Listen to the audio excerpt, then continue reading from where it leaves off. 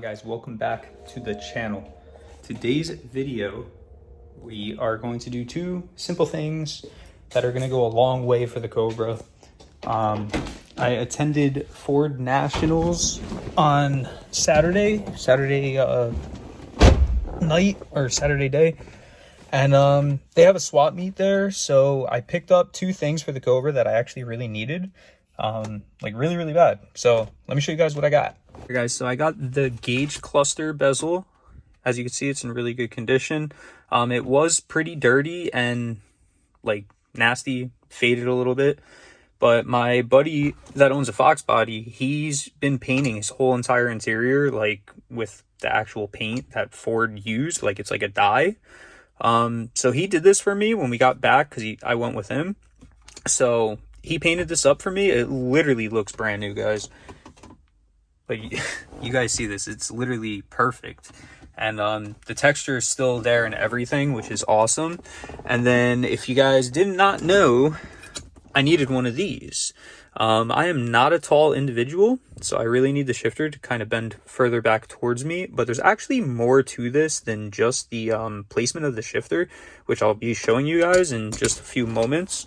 But the reason we are doing this bezel is because when I was younger, I painted this white, I painted that white, I painted these vents up top white. Everything was white in here. All of these vents on the side here, the bezels around those were all white. Same thing over here, which, guys, when you're younger, you do really stupid things. Like, it looks absolutely disgusting because it's white, and when you touch it, it just gets nasty, very nasty. I just want it back to how it used to be from the factory. Obviously, guys, see, I did put the factory steering wheel back on, and the reason I did that was because the Grant wheel that I had in here, it was just really bad. Like, it was really rough. The leather was starting to peel off and everything. And also, it had the proper hub for the car, but it would rock, and it's just the fitment on that like wheel hub combo. So yeah, but we're gonna get this swapped out. It's relatively easy to do. If you want, you could disconnect your battery because your headlights will be coming on, but it's not that big a deal. You could turn them off after.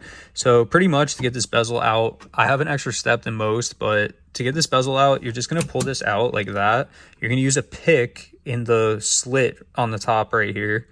It depends which way you have your light switch. I have mine all the way bright, so the slot's right here. But you take a pick and you bend the tab out and it'll pull right off.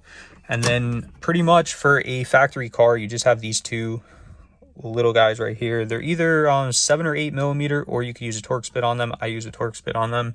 But for me, I also have to remove my shift light, which is just 2 Phillips head screws, just because it gets in the way of actually taking the cluster bezel out. So I have to do that. And then once you get all of those out, you kind of just give it a tug and it'll pop right off, and you could put a new one on or paint it or whatever you're doing. But that is how you do that. And then I'll pick you guys up when we go to do the shifter, because that's going to be fun.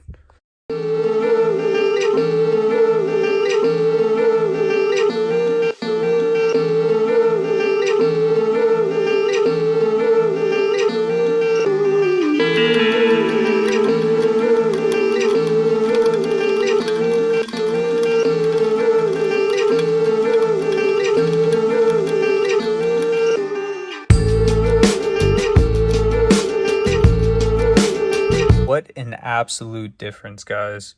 It looks so much better. Way better. We went all the way from this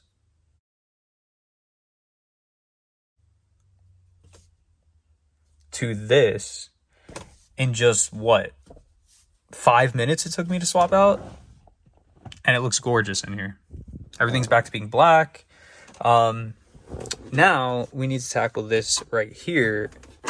The problem with tackling this is, when I was on the track one time, right, my radio used to be up here. If you guys are wondering why there's a hole here, it's because I'm going to buy that gauge pod that goes here. This way we can get rid of the non-fitting pillar, and I do have a new A pillar for it, so we won't have holes. But that is why there's a hole there. But this radio used to be up here, and there used to be a cubby hole here. And in that cubby, I used to have my Valentine mute screen. My Valentine would be there. So I was on the track, and, you know, I was like, first, second. When I click third, I guess I pushed it so hard, I broke the rod where the ball goes, where the shift knob goes. Dude, when that broke, I punched all of this up here. My knuckles were bleeding, and now I had just like this nub, and it was sharp. And I was already going down the track, so I was like, oh man, what do I do? What do I do? And I winded up grabbing fourth like this.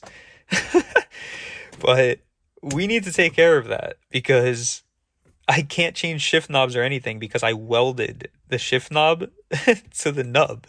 So it's like a super short throw, but it's not cool. Like it cuts my fingers on the bottom here because there's a weld. So we need to get this swapped out. And then another thing too, which you guys will see the difference between the shift lever that I have there and the one I have here. That one is going to put the shifter considerably further back, like somewhere around here, which I am resting my arm on the center now, and it's just going to be way more comfortable for me because before I was, overextending my arm trying to hit third, fourth, and then I would have fifth, which is way out there, and I'm not a big dude, so like that is really, really obnoxious. But this is really gonna suck because I have to take this bezel off and I can't slide my boot out, obviously, because it's welded, so this doesn't come out. That's the problem. So I have to take this whole out. It was one assembly. There's two Allen key bolts which put your shift lever onto the shifter. So I have to take those off and then take the whole thing out, and then we have to be extremely, extremely careful, and we have to cut the actual rod here without destroying my shift boot. So this is not going to be a fun job, but that is how we have to get this off. So we'll have to figure it out, but I just really don't want to damage my shift boot because the Cobras came with a real leather shift boot, and it's not going to be easy for me to find a replacement, so hopefully we can get away with this. Hopefully. Fingers crossed. This thing is extremely easy, guys, to take out.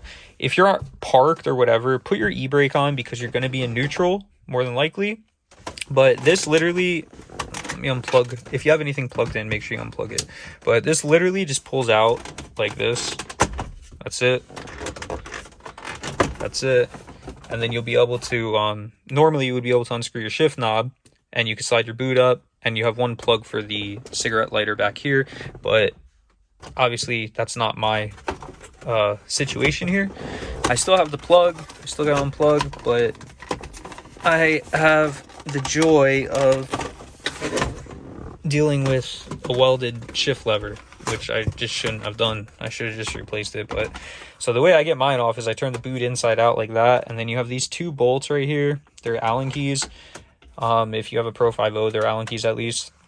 But I need to get those off. I need to take this all out as one assembly, and I'm going to do my best to cut this and not damage anything. So hopefully we can do that. I really, really hope so. But I'm going to take these out now. I'm going to get it cut, and I'll pick you guys up after I get it cut.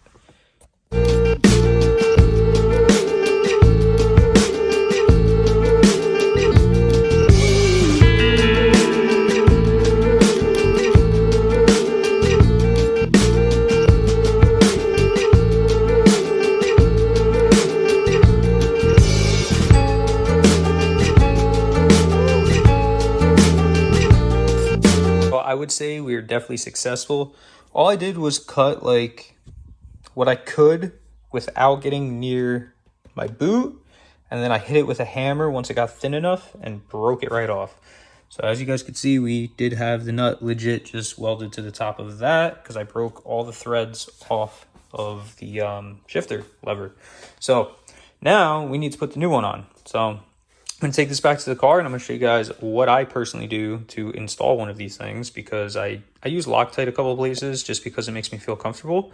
You don't have to, but I do, and I haven't had any problems with it, so I continue to do it. I literally just realized how much easier this is going to be without having that boot in my way.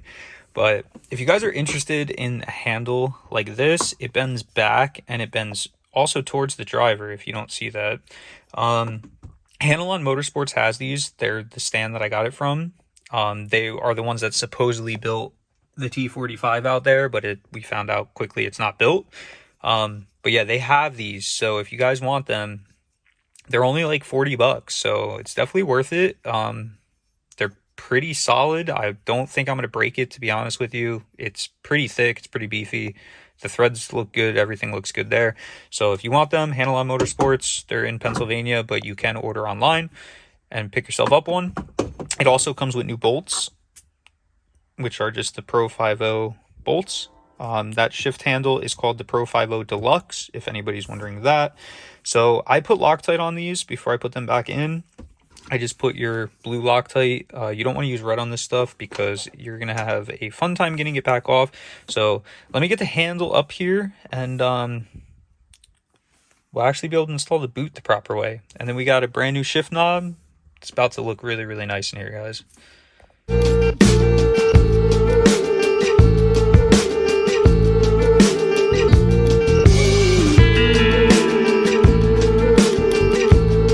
Alright, so step one is done. Now we need to get the shift knob here.